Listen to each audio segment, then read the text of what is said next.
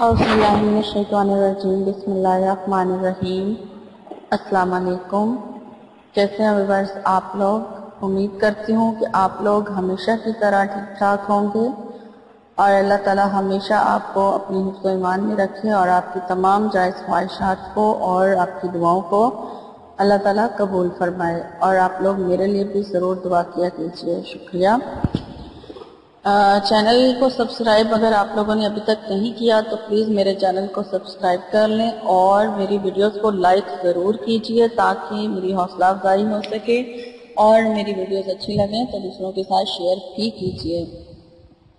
तो व्यूअर्स चलते हैं आज के टॉपिक की तरफ।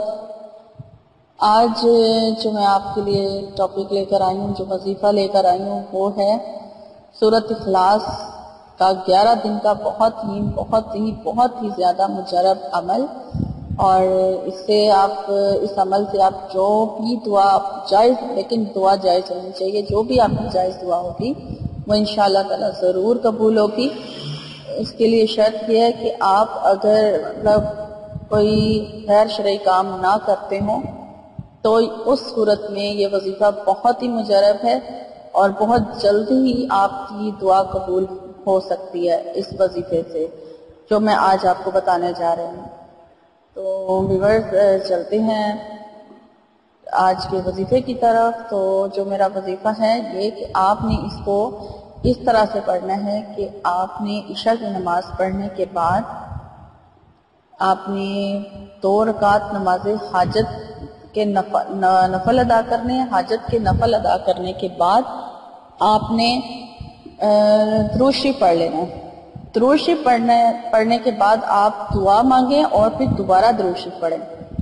दुआ के अव्वल आखिर आप दुरूद शरीफ पढ़ें। आप चाहे वन टाइम पढ़ें चाहे 3 टाइम पढ़ें, आप दुरूद शरीफ पढ़ के दुआ मांग के फिर दुरूद शरीफ पढ़ें और उसके बाद फिर आपने बिस्मिल्लाहिर्रहमानिर्रहीम के साथ आपने सूरत इखलास को पढ़ना है। और सूरत इखलास आपने पढ़नी है 1000 मरतबा, यानी 1000 टाइम आपने सूरत इखलास पढ़ना। और अगर आप हर बार सूरत इखलास के साथ पहले बिस्मिल्लाहिर्रहमानिर्रहीम पढ़ें तो ये बहुत जल्दी और बहुत ज्यादा मुजरब हो जाएगा, बहुत ज्यादा मतलब पावरफुल हो जाएगा। लेकिन अगर आपको आसान नहीं लग रहा, आप एक बार भी बिस्मिल्लाह पढ़ के तो 1000 बार सूरत इखलास पढ़ सकते हैं।